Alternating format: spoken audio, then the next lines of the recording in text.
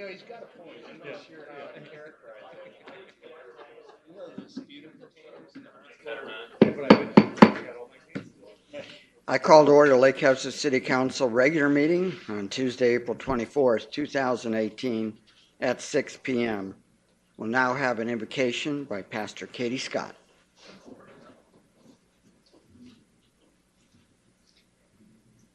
Lord, you are our hope and our joy and our peace.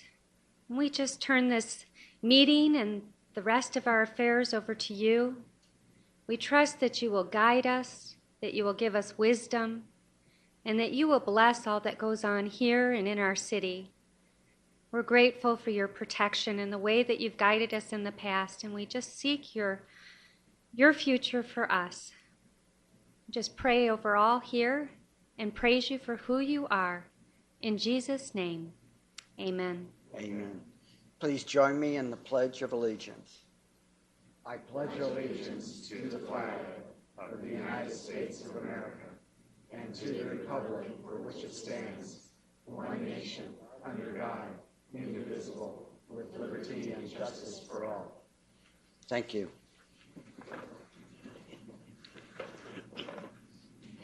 Would the city clerk please call the roll? Council members Mark Nexon. Here. Jenny Koch. Here. Gordon Grote. Here. David Lane. Here. Michelle Lynn. Here. Donna McCoy. Here. Cal Sheehy. Here. Okay, item 5 on our agenda is our initial call to the public. This is where our citizens have an opportunity to address the city council on issues within the jurisdiction of the city. When you do come up, the microphone's already on, and you'll see a little box up there. Green means go, yellow means you have 1 minute remaining of the 5, and then red means if you could possibly wrap it up, we would certainly appreciate it. Now, call to the public, we will listen to you intently, but because the item that you're probably going to talk about is not on the agenda, we won't be able to comment on it. However, we can ask staff to follow up with you at a later date or ask to have it put on a council agenda at a later date. So if you do want to speak on an item on the agenda, please wait for that, and then we can actually have a two-way conversation. So with that, I'll open up to call to the public. We do have one person signed in, but if somebody hasn't signed in, you're welcome to speak as well, and that's Mr. Pat Farrell. We appreciate the council's tolerance of this intrusion, but I think there's a real grievance here in the city of Lake Havasu. We don't think that the mayor, Judge Blow, have been recognized enough for their support of the Veterans Treatment Court, which is supported well. We're going to make up for that right now. Mayor, would you step up here? Oh, this was a little slippery. Yeah, we better. You're on a reel.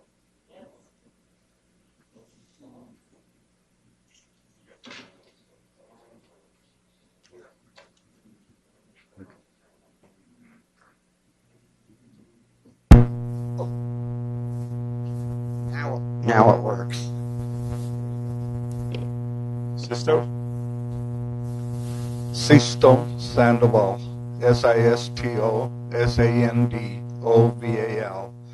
I'm the first vice president of the Vietnam Veterans of America. I, along with the officers and members of the Vietnam Veterans of America, Mojave Chapter 975, and all the Vietnam veterans are grateful to be a part of this event, honoring both Mayor Nexon and Judge Mitchell. Both have demonstrated loyalty, commitment, support to the Vietnam Veterans of America's principles. Never again shall one generation of veterans abandon another. Judge Kowali has served in the military through his dedication, efforts, and commitment, assisting veterans through his service in the Veterans Court. This honor is given. Mayor Nexon, although not having served in the military, has shown his support, compassion, and commitment to all veterans, especially those of the Vietnam era, through his efforts, making Lake Havasu City the most patriotic city in the nation, this honor is given. It is my honor to present both of you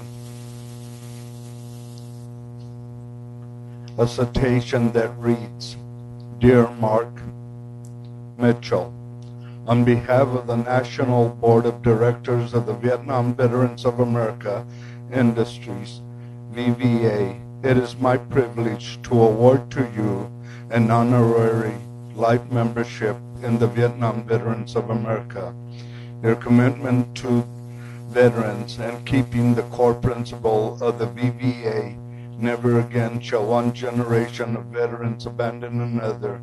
First and foremost, your dedication is appreciated. Thank you for your commitment to America's veterans. Sincerely signed, John P. Rowan, National President. And then I would like to thank all who had a part in the selection and honoring these two fine gentlemen in this matter. Thank you and congratulations, gentlemen. You are now officially Vietnam veterans.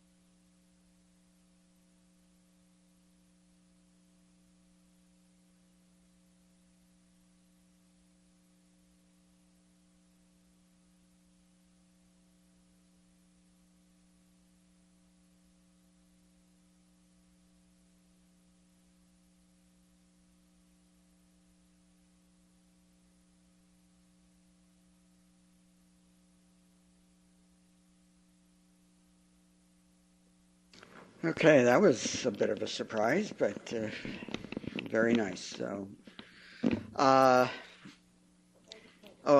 I on call to the public? So would anybody else like to address the city council? All right, seeing none, we're going to move on to item 6, which is our consent agenda. Would any of the council members like to remove any of the items for separate discussion? All right. Do I have a motion then? Mayor? Yes, Motion? please. I move to accept the consent agenda as presented. All right, we do have a motion and a second to accept the consent agenda as presented. Any final discussion? Hearing none, we're ready to vote.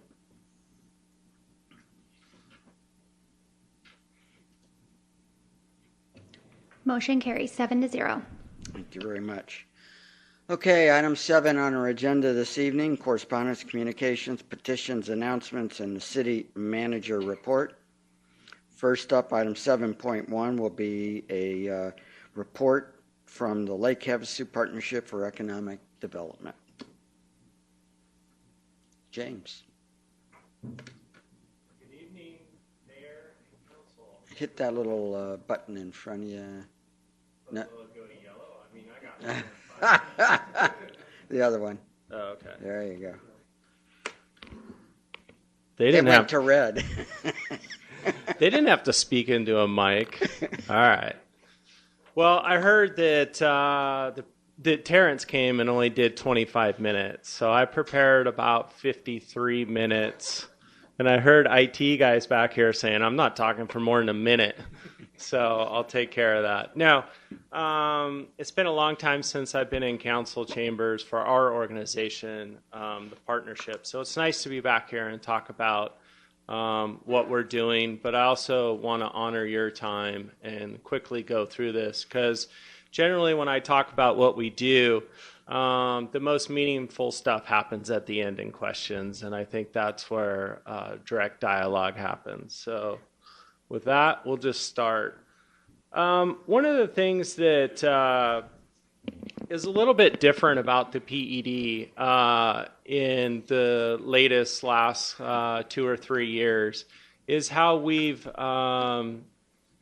reconceptualized economic development. I think in the past, there's always been a focus for attraction, and in a sense, that's still in play. We still do some attraction, but it's not our main focus.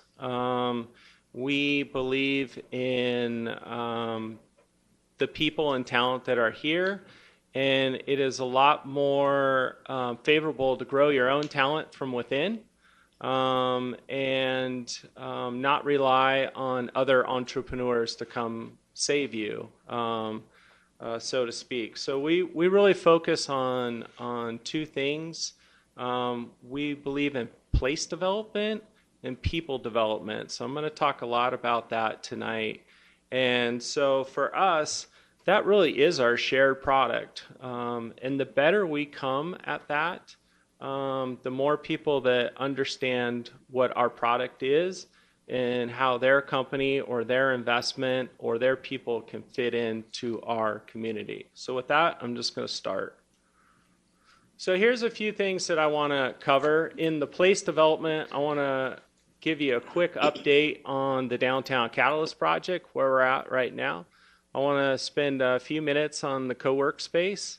I'm going to skip color block, although they're painting right now. And then I'm going to spend a little bit of time on the network. So that is our side of the PED where we're really focused on people. So I really want to talk a little bit about economic gardening, creative comrades.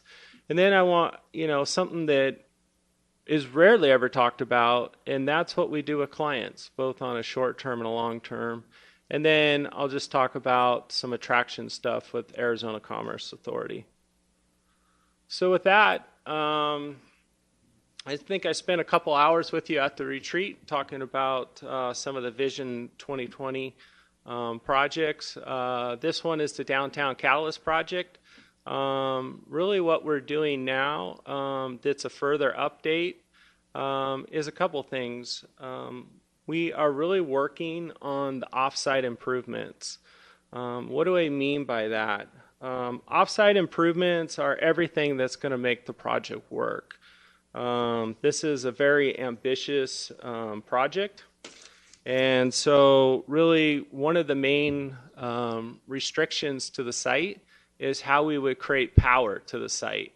So it's a pretty dense project, and we happen to be right at the junction of a couple of corridors, power corridors, that are running right down the easement in your parking lot towards Quirio, and then the wash right there is also a power line.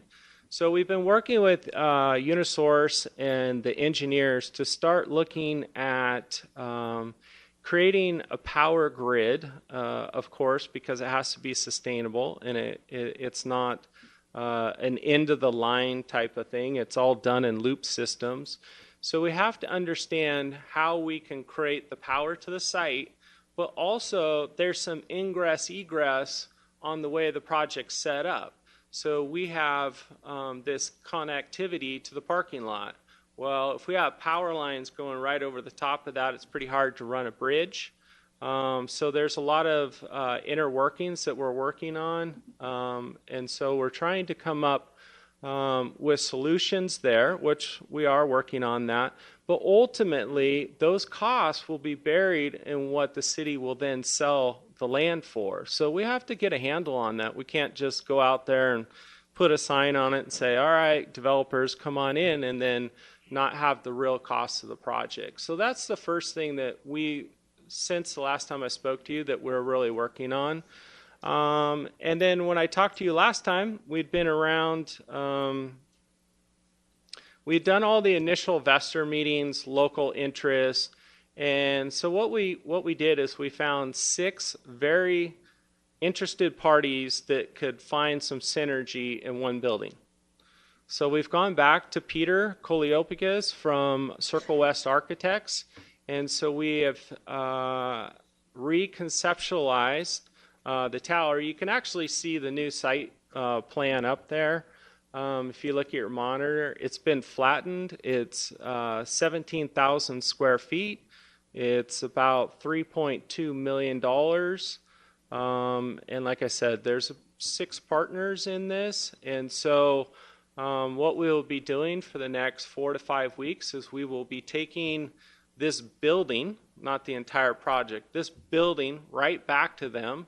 And so the process goes like this. So we will show them what they came to us for space programming needs, you know, everything that they need.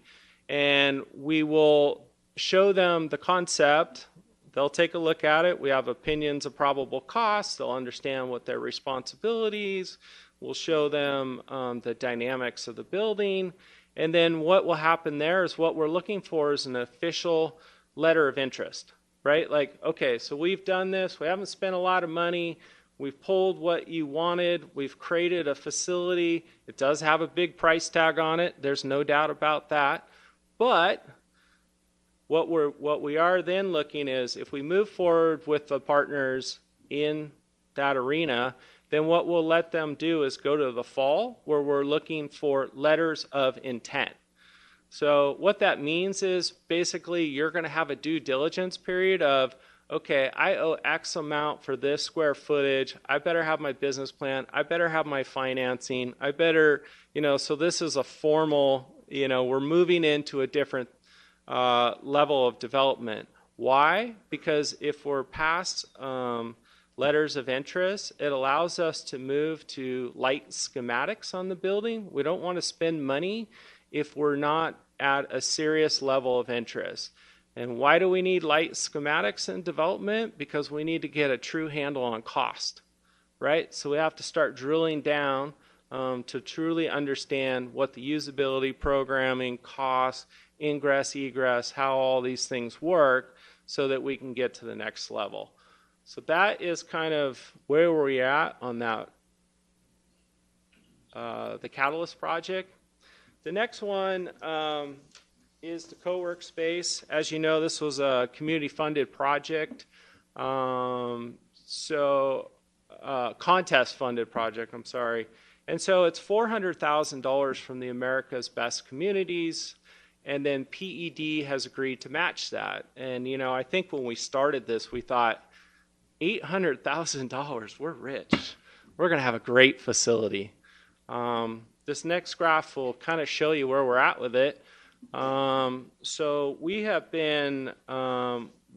had 5 failed iterations, all the way from leasing old property, retrofitting, offering dollars on buildings being turned down, not fitting into our scope. You know, we when we're developing this, we're not developing it in a way that we want to open it immediately because we have to. I mean, if we went and spent $800,000 and got 3,000 square feet and it was booked 2 weeks after opening it, man, that would really hurt. You know, what we need to do is have a scalable space where we're really creating the best and highest that we can do for the entrepreneurial community.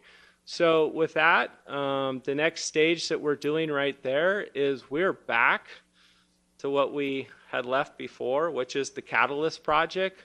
So we are one of the 6 people in that project on the 2nd floor. So again, is it more money than we have? Absolutely.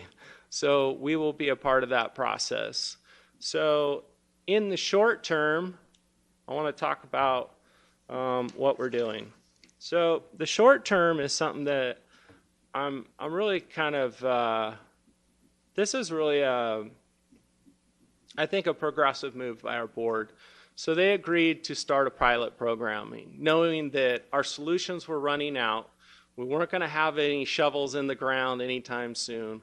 And we needed to start to learn how to walk before we run. You know, if we're going to start making this huge capital investment, do we know everything that we need to do? Do we know all the insurance? Do we know about onboarding? Do we know about security? Do we know about separating companies? Do we know about culture? Do we know about events?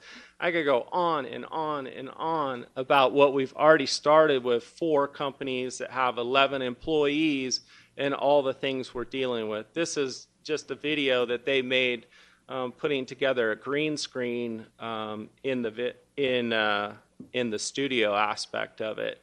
And so right now, in the short term, before we can do something long term, if we continue to have more and more interest, which we are, we will think about opening additional spaces.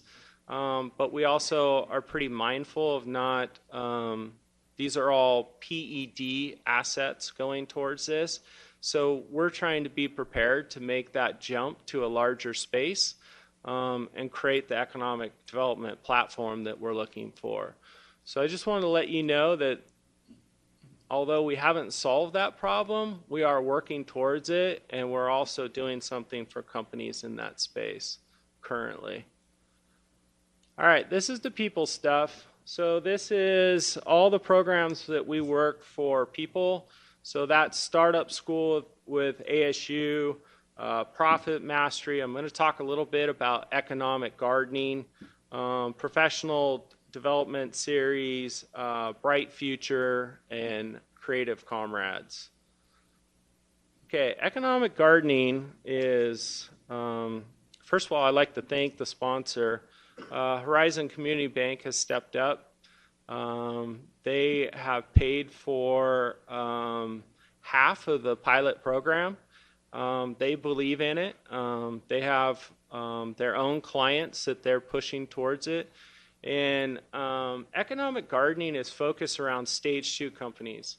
And what are stage 2 companies? So it's 10 to 99 employees, $1 million in revenue. But what it really is people that have a proven business model. They've been around. They know how to make revenue, but do they know how to scale their company?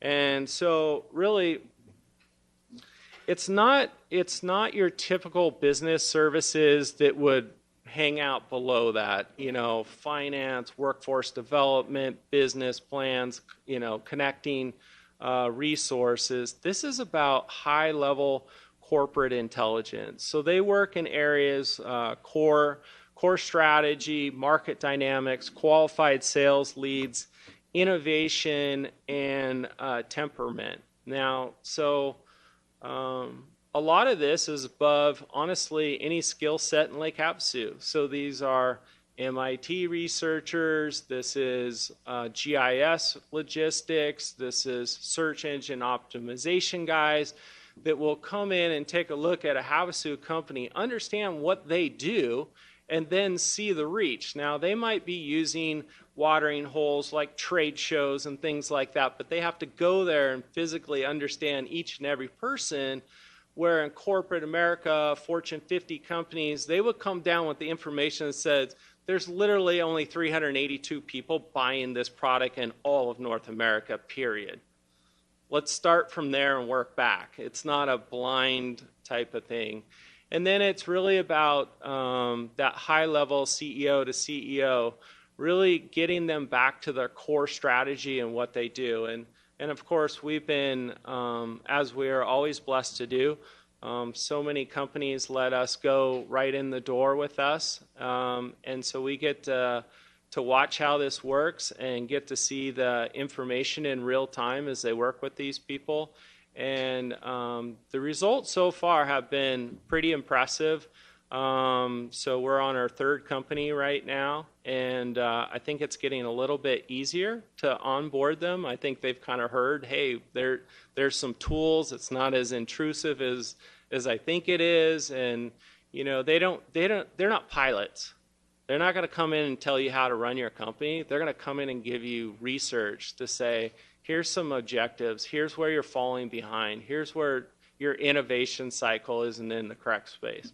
So that's been a really positive thing. And again, we really thank not only Horizon Community Bank, but Edward Lowe has put a lot of money towards us as well.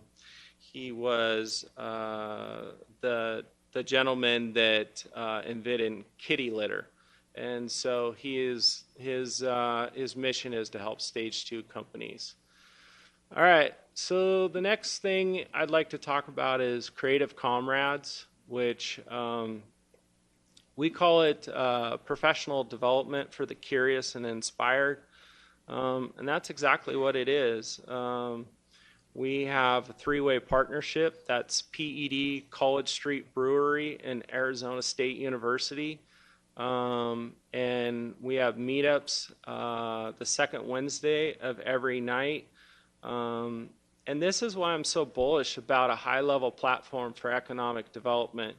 If I'm out there talking to young people, innovators, people that are trying, that are in startup mode or scaling small businesses or have multiple businesses, I don't have enough $100 bills to get them in the Chamber of Commerce building. Quite honestly, if I say, hey, we're all going to get together, come on down to my office, they'd be like, yeah, I don't think so. And so we've had to get creative. It's a little bit different when we get to meet in the brewery with our partners. And right now, we had the highest attendance last month. We went over 60 people. So that got a traction out of Sacramento by the Nehemiah Fund. This is in straight startup mode, and we're having tremendous traction. So obviously what we're doing is applying more money. And I'll just tell you the basics behind it. In the partnership, you have College Street provides the space, and that's what attracts people. But ASU also provides space, and so if you look up there, you see both spaces in action. So we get them energized at the meetup, but if they come and learn about a technology, like 3D printing, you're looking at I think we own 4 3D printers. I actually am starting to learn some coding. I mean, I feel so old when I have to keep learning. It's incredible, but it's not the fact that someone can't go buy a 3D printer. I mean, they're not expensive. But do you know someone that owns 30 3D printers, and if you call them on a Sunday at 4 o'clock in the afternoon, they drop everything to talk to you because it's their whole life? That's the attraction. So we start with a lot in a room, and we get it down to 7 people that are hyper-focused on this and say, I could use this for R&D on my company. I'm right now spending $1,000 having it molded in a part. This cost me 25 cents. Which is even better when they meet the person that can actually do the technology. And so we're creating those partnerships right there. This is going to be something that's going to stick around and grow. I think our Instagram numbers are about 150 and our Facebook is about 140. Those are all uniques in town. So we're starting to have some attraction. And this is the very type of people that we're trying to retain. If you think about Vision 2020 and the goal of it, of getting our town younger and creating platforms and cultures that they want to be in, this is one of them that we're doing. Clients. Okay, this is something that PED never talks about. And these are short-term and long-term deals. We deal with people all the time, from a 2-hour engagement to 2 years to 5 years. And that has everything to do with the investment valuation side. So that could be anything from demographics, finance, valuation, economic impact, stuff that obviously we don't talk about that happens long before the investment. Whether they come here or not, we have to respond to every single one. And then we also do business advisement with all our clients. And honestly, we've picked up a whole lot more because we keep running startup school. And so once they know our contact information, they tend to stick with us, which is great because we actually need them to build the culture for all the other people that are trying to start up companies. And a lot of times people don't see the impact of just clearly working with people on all types of levels. And a lot of that is, I always say two things with businesses. One, we act as a mirror. When you come in and ask us questions, we're really putting it right back on you. We're not in straight business advisement. I'm not here to say you should go left or right. I'm here to get you to further engage in what your core strategy and what you are. But also, one of the advantages we have is we've had so many companies let us in the door that we might not have the particular issue, but we've already had a company that's been dealing with them, so we get them in side-by-side mentoring, which is a lot better than always assuming that people in economic development have the answer. And then finally, because I am pretty bullish about saying that the PED does not exclusively work in attraction, and honestly, this goes all the way back to the global reset of 2009 or early 2000 or 2008, 2009. You know, we had an operation, or we had an advertising budget all around, and I literally then I was working with Gary Kellogg, and I said, let's just cancel every ad. Like, I'm not buying a car, I'm not doing anything. Like, why are we advertising? Like you're frozen, stock market's at 6,700. Let's take that money and start helping the people that are already here. And we did it, and we've been having success ever since. And I think that that has really driven not only the fact that we follow larger trends, obviously, we also set trends. But at the same time, it's really created more of an organic and an internal feel that this is the right way to go. It's a lot easier to help people that are in front of you than dream that there's people in Kansas waiting to make your dreams come true. But in this case, we do compete for jobs. So this one came through the Arizona Commerce Authority. We made it through to the second round. We hope to be in the third round, and we will know May 1st. But what I'm really proud of is we had 11 community partners, and I won't go through all of them. There's a lot of people we know: Lake Havasu City, Municipal Airport, Commerce Authority, Opportunity Zones, PED, Mojave County, Desert Land Group, the shops at Lake Havasu. We literally had people, Lake Havasu Hospitality Association.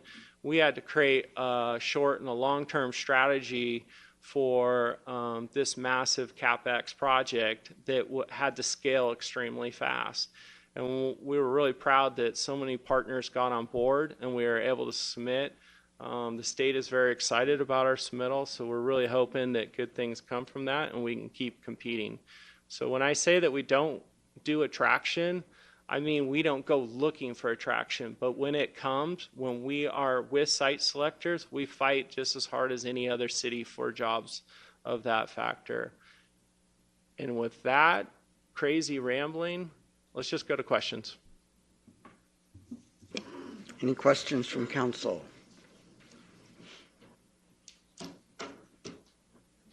If nobody else wants to speak up, I will. I do have a question. First off, I do like the model that you're using where you're helping our people here instead of trying to bring in corporate America. Other cities that have done that in other areas seem to be prospering now and not faltering, and I think that's a lot of foresight on your part, so thank you for that. My question is about the Downtown Catalyst Project. The whole idea for this is to revitalize downtown and to get the businesses that are already there motivated to do more with the businesses they have. Have you seen that? Well, let me just backtrack on that, and I think it's a great question. Here's my perspective. So the Catalyst Project isn't a project yet; it's an idea. I can bring out all that economic impact stuff, and we can look at it, and we can know that if we put together a $9 to $10 million deal down there, that it's going to have a big impact in the area.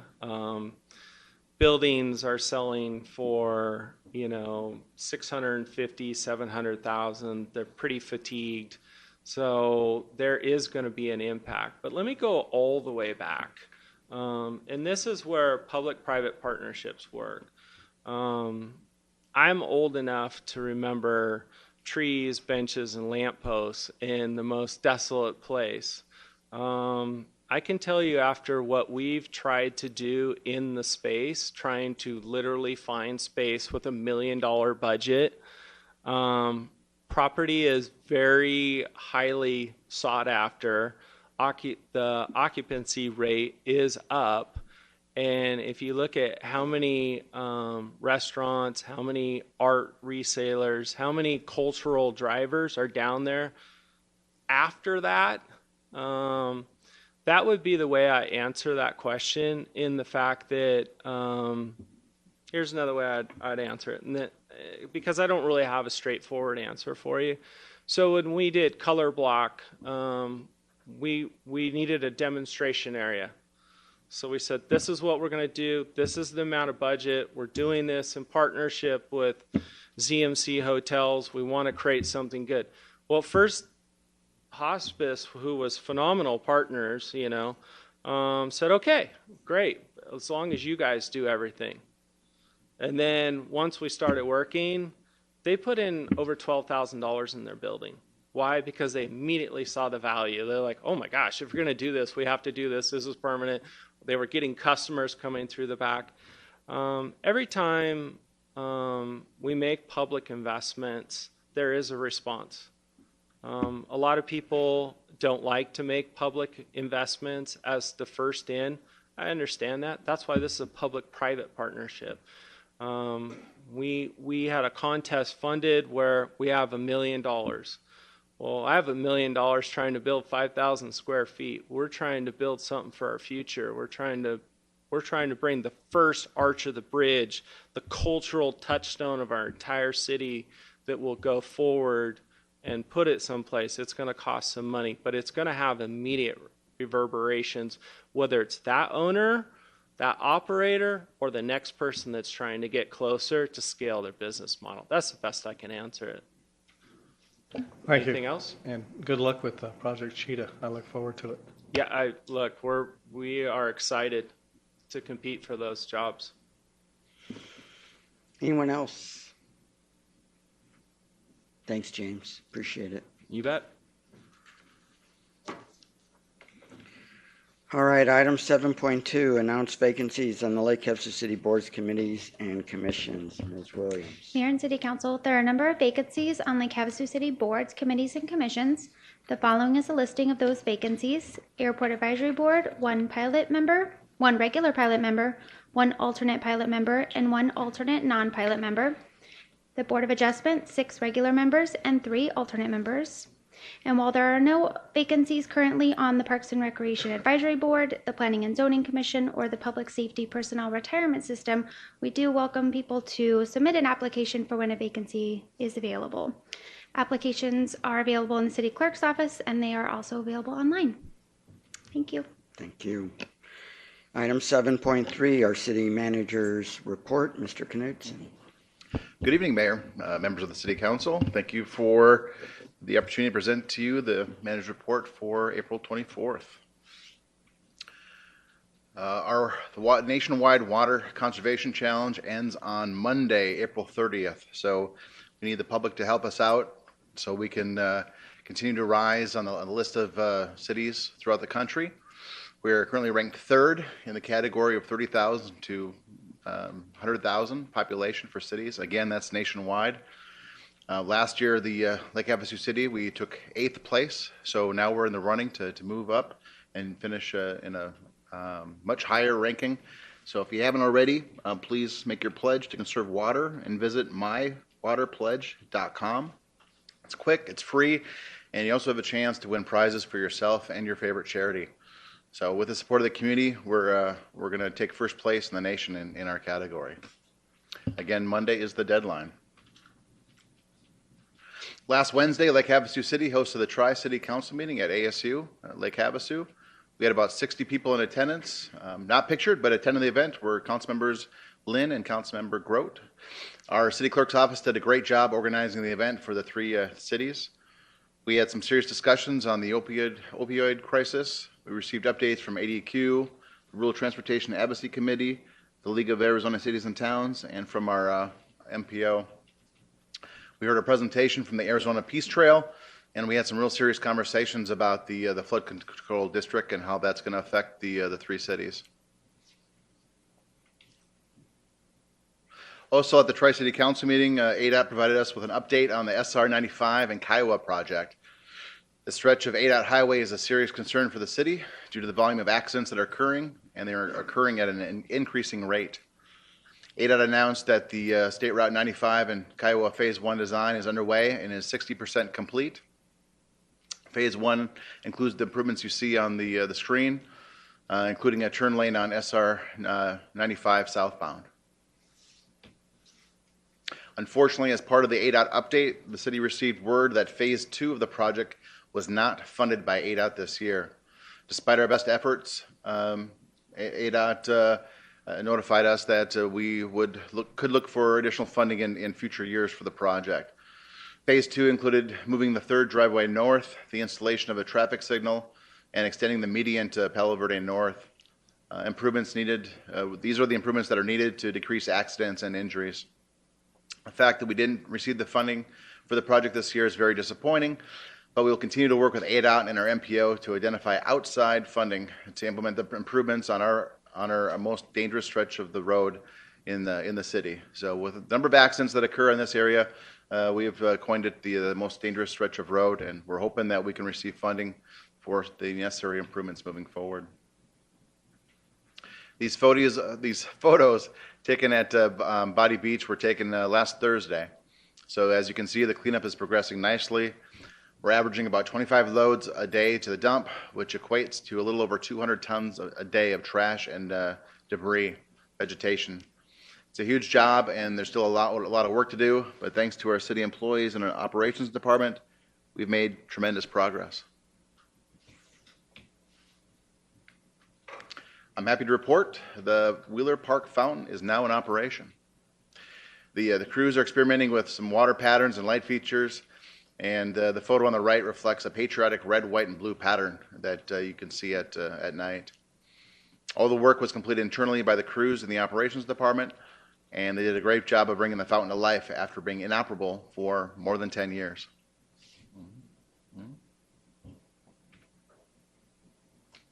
Today is the first day to submit arguments to be included in the the publicity pamphlet for the August 28th primary election.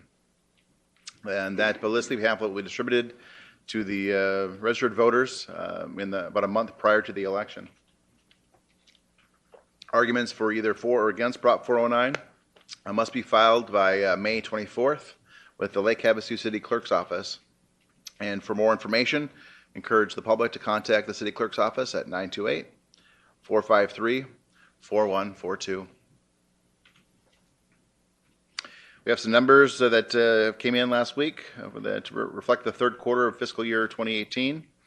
And in this graph, you'll see the sales tax collections in Lake Havasu City. The numbers continue to reflect positive growth and a strong local economy. To date, for the fiscal year, we are 7.6% above the prior year. And for the month of March, we are 3.2% above the prior year. So we continue the numbers that in tax collections continue to reflect a very strong local economy. And the numbers coming in also reflecting a lot of increased shopping that's occurring within Lake Havasu City. As we continue to receive impressive growth in retail sales. In March alone, retail sales collections increased by about $73,000 or 7.4% over last year. Overall, for 2018 fiscal year, collections are 5.8% higher than the previous year. So we continue to see increases from last year and increases from month to month as compared to the previous year. The next coffee with the mayor and city manager is set for Friday, May 4th from 7:30 to 9 o'clock, and we're going to be at Streetside Coffee Company. Please join us for updates and discussion. There's a list of upcoming events that have applied for a city special events permit. And these events include the Marine Corps League Memorial Ceremony. They're going to be at the recently renovated Wheeler Park, and that's going to be on Saturday, April 28th. They'll be there from 10 a.m. to 2 p.m. Also, the annual London Bridge Christian Church's National Day of Prayer will be scheduled for Thursday, May 3rd, and that's going to take place outside of this building, outside the police department, from 7:30 a.m. to 9:30 a.m. And there's a National Day of Prayer walk scheduled for Thursday, May 3rd, from 8 a.m. to 4 p.m. They're going to start here at the police department and walk down to the London Bridge, and then walk back up to the Curio and McCulloch. Lastly, would like to mention that our CIP work session is scheduled for this Thursday in 2 days at 9:30 a.m. We'll be meeting in this room and look forward to conversations. I want to invite the public to come down and provide their input on projects the city should be looking at for the next 5 years. Mayor and Council, that concludes my report. Thank you very much. Any questions? All right, then let's move on to our public hearing portion of our agenda this evening. Item 8.1 is regarding a Series 3 microbrewery liquor license. Ms. Williams. Mayor and City Council, Andrea Dahlman Lukowitz has applied for a Series 3 microbrewery liquor license for Hangar 24, located at 5600 Highway 95 North, number 6. All posting requirements have been met, all fees have been paid, and no objections were received. The location is properly zoned for a Series 3 liquor license. All right, this is a public hearing. Would anybody like to comment on this item? Seeing none, we'll close the public hearing. Mr. Mayor, Yes. motion. Yes, please. I move to recommend that the Arizona Department of Liquor Licenses and Control approve a Series 3 liquor license for Hangar 24, 5600 Highway 95 North, number 6. Second. All right, we do have a motion and a second. Is there any additional discussion? Hearing none, we're ready to vote.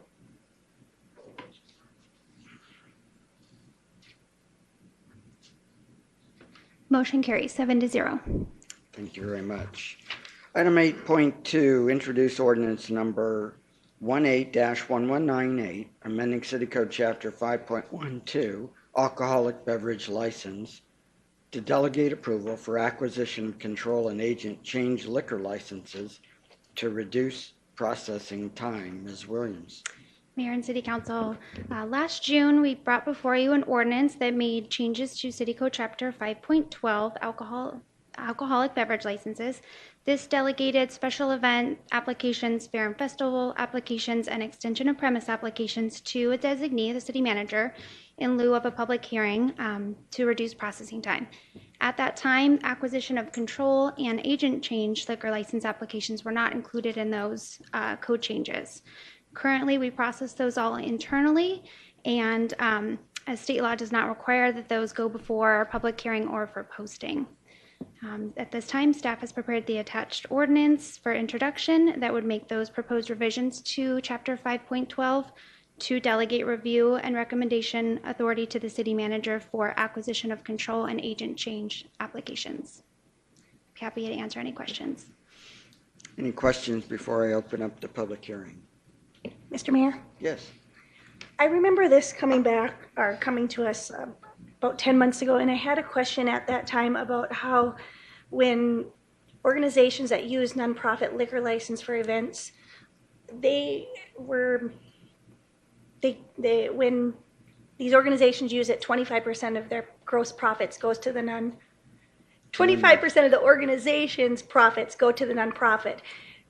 Was there any more talk about how we can keep that accountable? You understand my question? Yeah.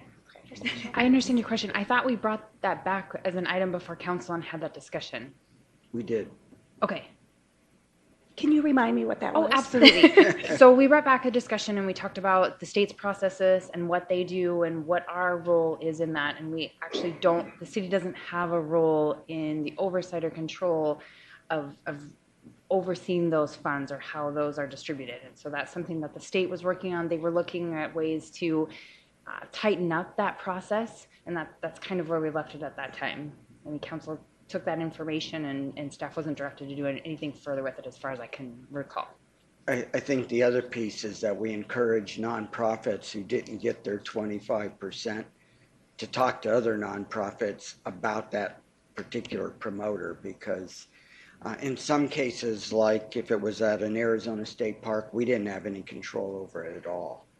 So the best way we could make sure people were getting their money was when you had a bad promoter out there, we wanted the nonprofits to make sure everybody knew about it.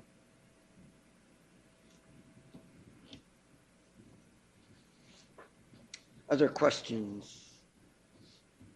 All right, this is a public hearing. Would anybody like to speak to the council on this matter? Seeing none, we're going to close the public hearing. Mr. Mayor, Yes, motion. please.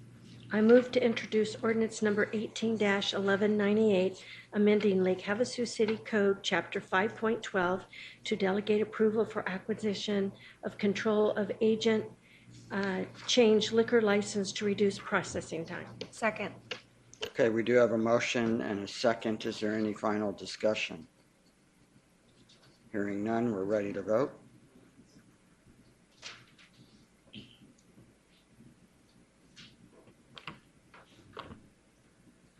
Motion carries 6-1.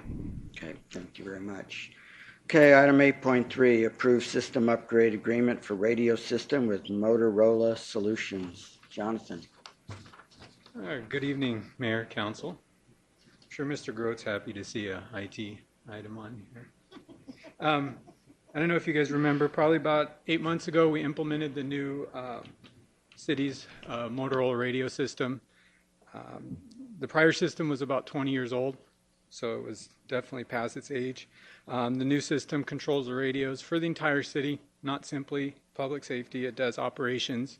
All the parks, everyone that does a service for the city uses the new radio system.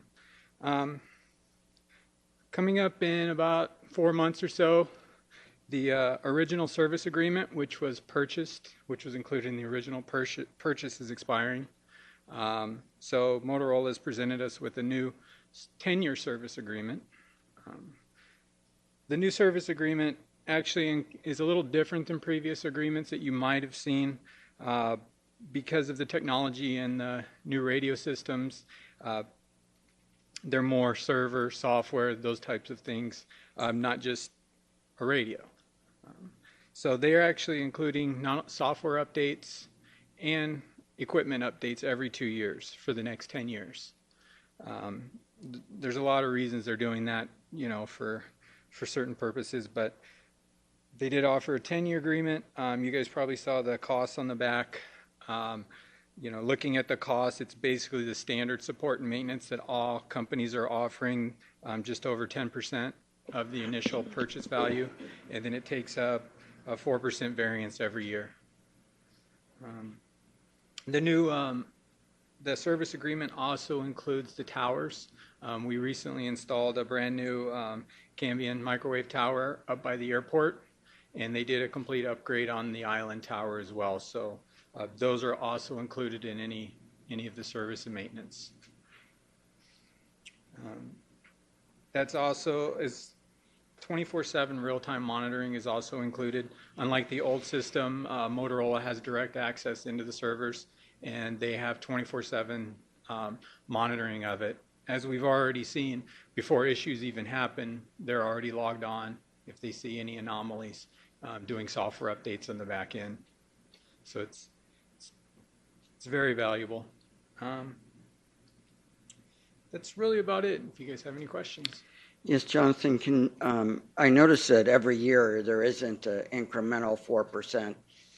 Sometimes at a drop, 70, 80. Is that because of the scheduling of swapping out certain software and equipment? Well, it's actually basically 4%, but you'll notice at year 6 it drops dramatically. And what that is that drops the NICE system, which is our log recorder. So Okay. the NICE system that basically logs all the 911 calls, all the radio. It's all logged. So the agreement between Motorola and NICE was that NICE would only agree up to 6 years. After 6 years, that's why you see that big drop. Okay. And then we'll have to go renegotiate a new service agreement. All right, thank you. Other questions from council? Mr. Mayor, Yes. was there a reason that it was a 10-year agreement and not a 6-year? I think it's Motorola's sweet spot because of the upgrade every 2 years. We're essentially going to get new software, and basically, if it's a brand new software package, they'll install that. They will also have to test it against servers. So if the servers aren't certified, then they install brand new servers. And doing essentially 5 upgrades makes the 10-year mark work for them. And all they offer is a 10. There's not a 15, a 5, a 6. It's 10 years only. Got it. Anyone else? Mr. Mayor, Yes. have we had any problems since, or major problems since this system went into effect? Not too many, just growing pains, more voice and things like that, getting all the programming done on stuff. But there's been no major issues.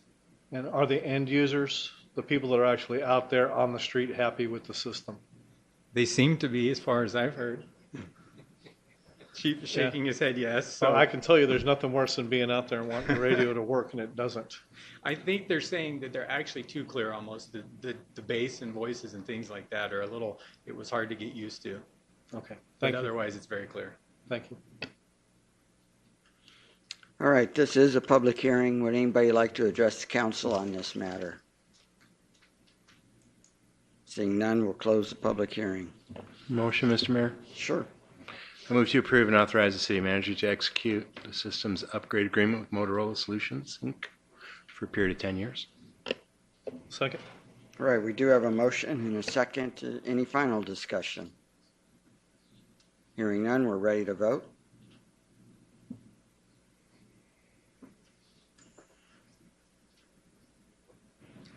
Motion carries 7-0. Thank you very much.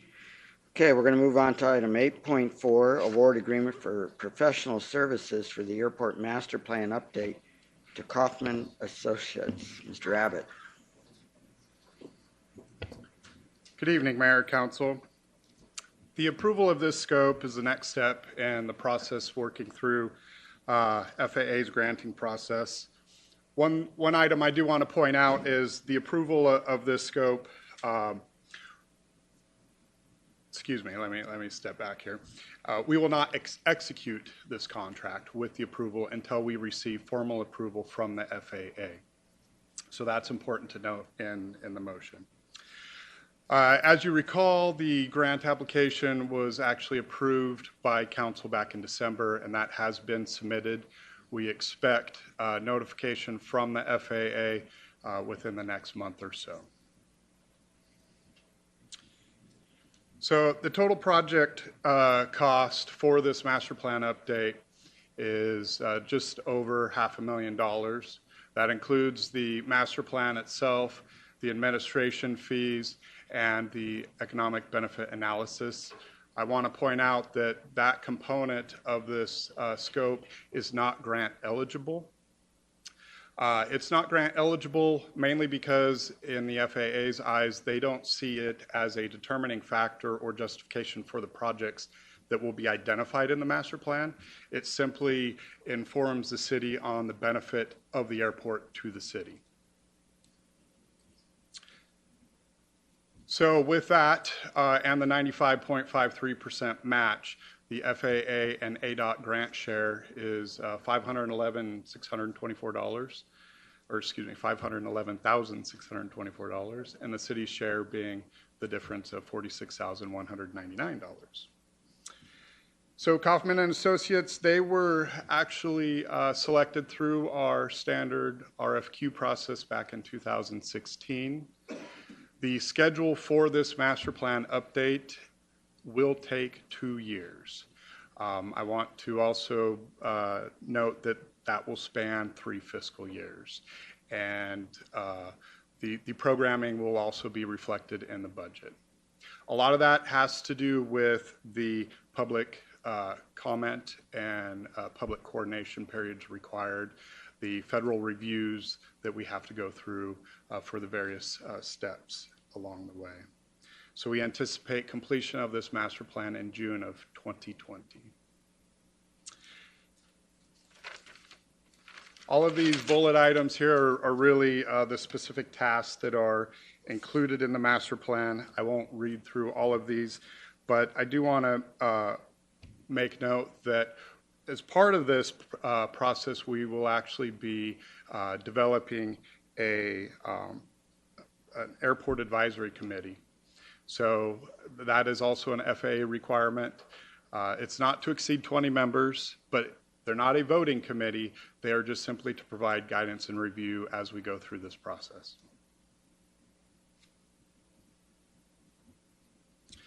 The main objectives here with this master plan are really to determine the needs of the airport and its users.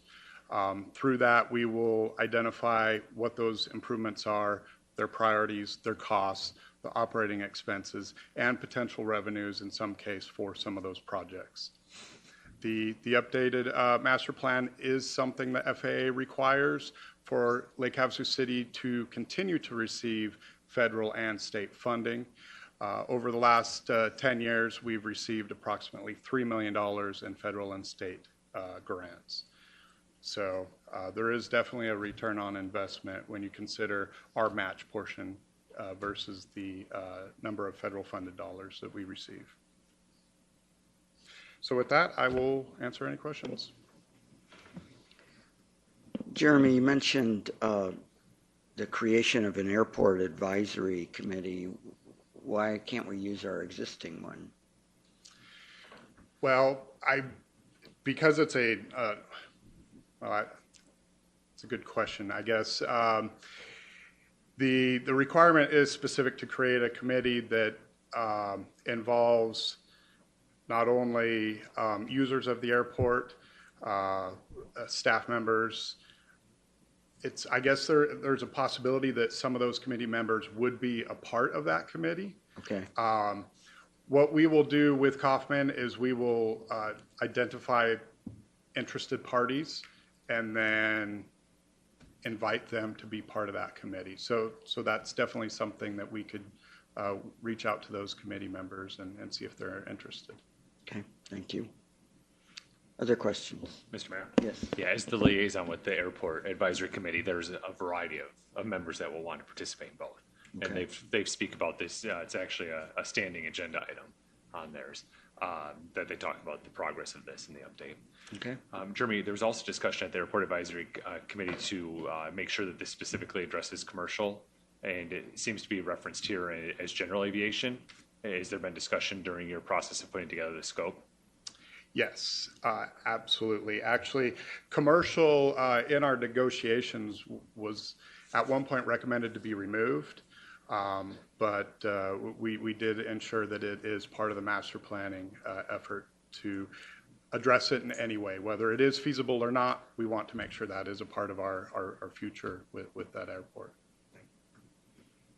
Any other questions from council? All right, once again, this is a public hearing. Would anybody like to address the council on this item? Seeing none, we'll close the public hearing. Mayor? Yes. Motion? Yes, please.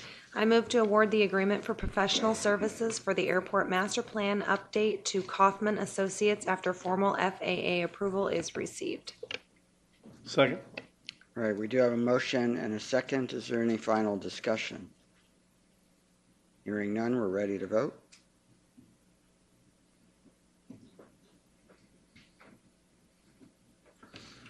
Motion carries 7-0. Thank you. Item 8.5, award bid for tank rehabilitation to MMI Tank and Industrial Services, Inc. Chris. Thank you, Council. So I'm here to talk about project WT 7470, the tank rehabilitation project. This is a key map of the tank locations. So over here, kind of pull it up. This tank on the left is going to be rehabbed. This is the single tank. This is 2A07 here and 3A08 up here. And the N abbreviation is just for the north part of town. So again, the purpose Maintenance and repair work on 4 of the city's drinking water reservoirs. We're going to sandblast and recoat the tank interiors, replace rafters and purlins, cathodic protection system, fabricate and install roof vent and shell manhole, repair the tank floor, install a safety climb device that's per the new OSHA regulations, and any spot repair and a top coat of the exterior tank walls and roof. The construction budget was around $2.4 million. The engineer's estimate was a little bit less, around $2.25. The low bid from MMI came in at $1,453,614.90. And this includes the following. Schedule A was the base bid. It was for tank 1B03, a 1 mg tank. Schedule B was for the smaller tank, 250,000 gallon tank. Schedule C was for another 1 million gallon tank, as well as D. And then we had another alternate for just existing interior ladder that was pretty corroded, needed to go. And the reason we broke it up to this many schedules was due to the timing of this project. We're approaching the summer season where we get into really hot temperatures that can affect the work. So the schedule is for the base bid, it'll have a separate NTP. It's going to be 80 calendar days. We hope to start this as soon as possible, carry into maybe the beginning of the June. We do have a bid item for a remob, if necessary, to come back in August. And then the 3 remaining tanks would be concurrent, and they would start around September or the fall when it starts to cool down. Anticipated completion is around November of 2018. I just want to show a couple slides. So this is an example of one of the tanks from the inspection reports. We can see these troubled areas right here would be corrected. This is the interior of one of the tank's inside walls. You can see the corrosion. You can see a little bit of issues with the rafters. I wanted to give an example of a past project that MMI has worked on. This is what the outcome is going to be. And again, this would be the interior. You can see it's nice and new looking. Again, this is another example of the rafters in one of the tanks. It's a close-up, so it looks pretty extreme. This would be the finished project, which would be replacing some of them if necessary. Again, the interior recoating. Any questions? Questions from council? If I may, You bet. Mr. Mayor. Can you give me a sense of when you were looking at the test results for what the extended life will be on these tanks when we repair them versus, I mean, it would be very, very expensive to have new tanks. Yeah, it's a great question. The expected, the increase in the life expectancy of these tanks from rehabbing it is about 15 years. If we kind of catch it now, before you see in some of those pictures, the corrosion kind of starts to deteriorate the walls and force replacement, we can prolong the life. Total replacement would be about $1 per gallon. That's what we're looking at with today's market. So you can see with the low bid, and we're rehabbing 4 tanks, we're saving a lot to catch them at this time. $4.25 million. Yeah. More or less to have the new tanks. Was there anything in terms of the integrity of the walls when you were looking at the corrosion there that gave you rise for concern at all? Most of what I've looked at has just been inspection reports from one of the sub-consultants providing. So I look at those detailed photos and I read about their recommendations, which is pretty thorough as far as what they recommend. And then Atkins senior staff also reviews the inspection reports and makes a recommendation to the city of what needs to be done to correct the deficiencies, the lowest possible cost. And finally, I just had a real I don't need an in-depth answer, but just kind of a real quick overview of what the new OSHA regulation is requiring us to do. You mentioned that briefly. Oh, with the safety climb ladder, basically the current tanks have like a exterior cage device, and the new safety climb system is you basically strap on a harness and connect it to a line that travels up the median of the ladder, and it just prevents any types of falls. It's I haven't actually tried it, but that's what we're moving toward. So that's kind of like the new standard with all of our tanks. The ones we just wrapped up have it installed as well. So it's essentially, it's a harness that whoever's scaling the ladder has to wear. Yeah, correct. And then at the top you can unhook. Sure, once they get up there. But between wherever they start and then when they get to the top, if they were to slip and have a fall, this just arrests that fall immediately. Correct. Okay. Sort of like what we use on drilling rigs.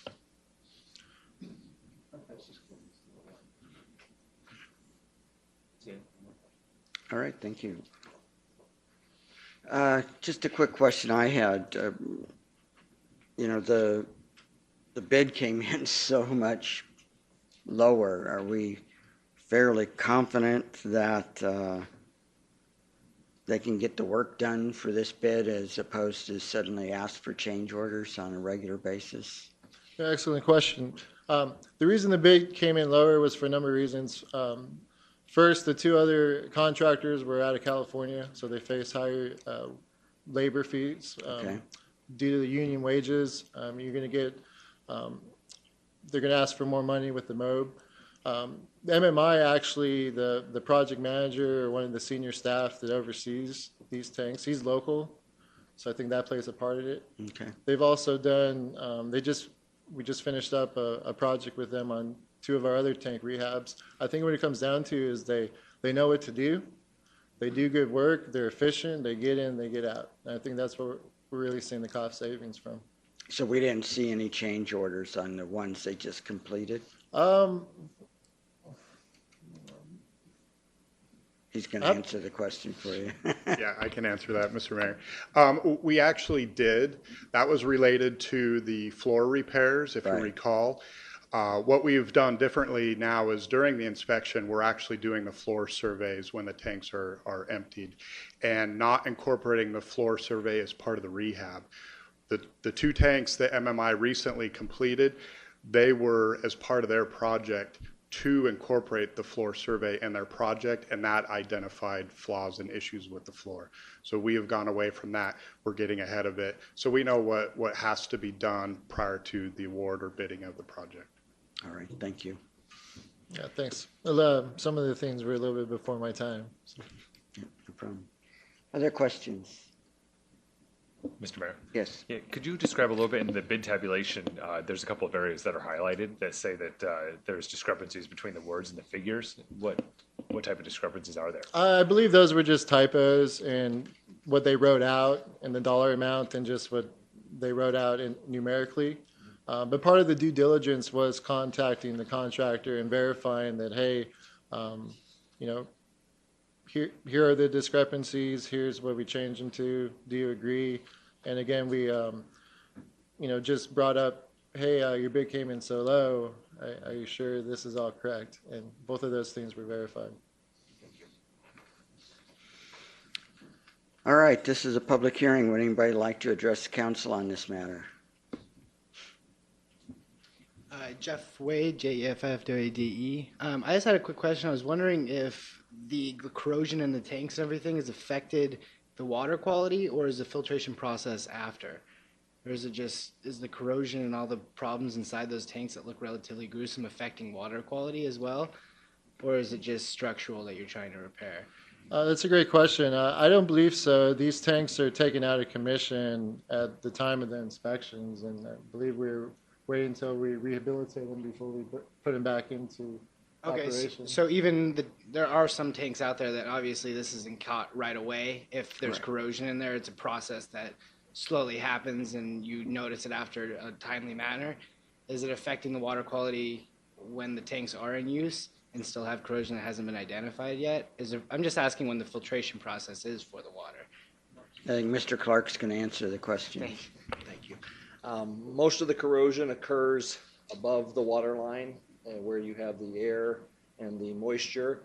It doesn't occur down in where the water is actually at. So there's really not a lot of contact with the water you're drinking with those areas. And relatively speaking, there's so many millions of gallons traveling through that process. Doesn't sit there. It's just a minor. Testing is required at the delivery point, so homes are tested right at the tap, and that's part of the process of checking all those things. So the reality of it is there's little bits of stuff in all of our water, and it's tested to show that we're within guidelines and everything. But again, your drinking water is down below the water line, and then the corrosion is typically up at the top of the tank. And what we're trying to prevent is the catastrophic dropping of that into the tank area. Any other questions? All right, we'll close the public hearing. Motion. Yes, please. Move towards base bid and additive alternatives for the tank rehabilitation project number WT 7470 to MMI Tank and Industrial Services, Inc. Second. All right, we do have a motion and a second. Is there any additional discussion? Hearing none, we're ready to vote.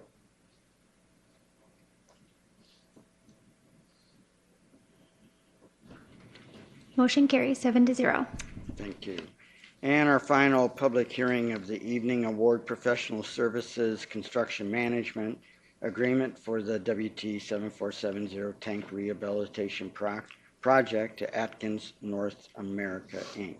Chris. Yes, thank you, Mayor. Yes, this is to follow up and award the construction management contract to Atkins. We negotiated for the total of $188,284, which we feel is very reasonable considering the scope of the work. It's 4 tanks, it's 4 different locations.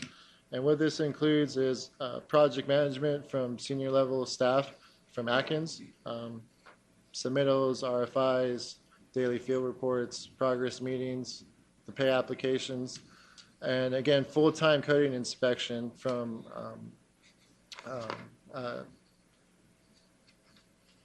a very recognized subconsultant. Basically, there'll be 1 full-time inspector for the first tank because that was the base bid item. And then there'll be 2 inspectors for the 3 concurrent tanks. Any questions on this? Questions from council? All right, once again, this is a public hearing. Would anybody like to address council on this matter? Seeing none, we'll close the public hearing. Mr. Mayor, Yes. motion? Yes, please. I move to award the professional services agreement for the WT 7470 tank rehabilitation project to Atkins North America, Inc. I'll second that motion, Mr. Mayor. All righty, and we do have a motion and a second. Any final discussion? Hearing none, we're ready to vote.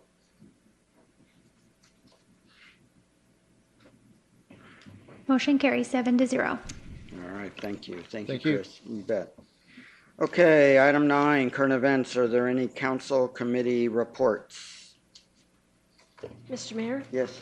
I would like to report on the continuation of our favorite meeting source, WACOG, the Western Arizona Council of Government.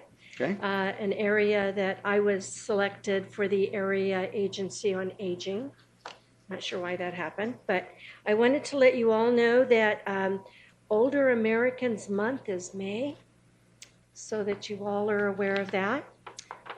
There's going to be an aging summit in Arizona on September 20th and 21st with a lot of information about elder abuse, evidence-based programming, healthy communities, aging policies, and just, handling the whole aging process. There's a lot of information that will be coming out, and if you're interested in attending, please see me and I'll get the information to you. The World Elder Abuse Awareness Day is June 15th for any of those that might be interested. Unfortunately, it does happen, so I'd like to let you know about that.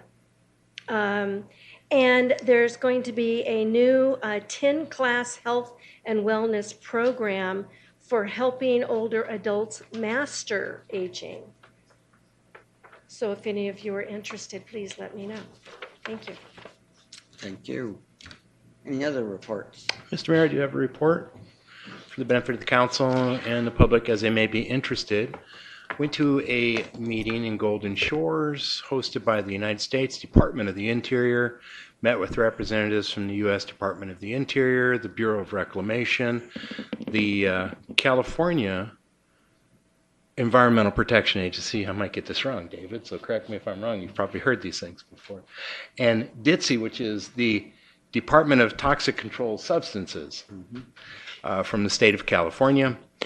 And of course, Pacific Gas and Electric. So understandably, some people have some concerns because we've known that the compressor station that was built way back when in the middle of the 20th century used hexavalent chromium for corrosion control. Obviously, we don't do that anymore. But there's a remediation project underway, and I'm not going to go into a bunch of geology and science and well drilling programs because nobody's interested in hearing that.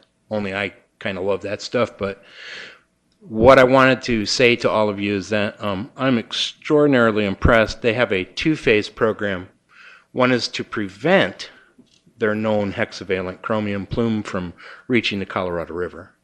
So they have two ways that happens. One is done mechanically, and then the other is through the good graces of Mother Nature. So I don't believe there is any threat at all at the hexavalent chromium actually entering the river. So understandably, people here are concerned about that too. So I think we're very safe in that regard. I was very pleased to talk to the geologists directly. And then the second part is a remediation program, which is extraordinarily well thought out. They've had a number of years to do this. Amazing 3D models, and the explanations were quite impressive, as was the program. So nothing to worry about there. I just wanted to sort of let you know how impressive that was, and I feel extraordinarily confident that all the right actions are being taken up there, and we have nothing to worry about here. Thanks. Thank you. Any other reports? All right, our final call to the public. Would anybody like to address the City Council? Seeing none, we're going to move on to future meetings this Thursday, in fact, at 9:30 in the morning. We will have a CIP work session. On May 3rd at 9 in the morning, we'll have a budget overview work session. And then on May 8th at 6 p.m., we will have a regular meeting. Just an item, a note, Vice Mayor Sheehy will be handling that meeting as I will be in London that week for the Freedom of the City honor. Item 12, future agenda items. Any future agenda items from council? No?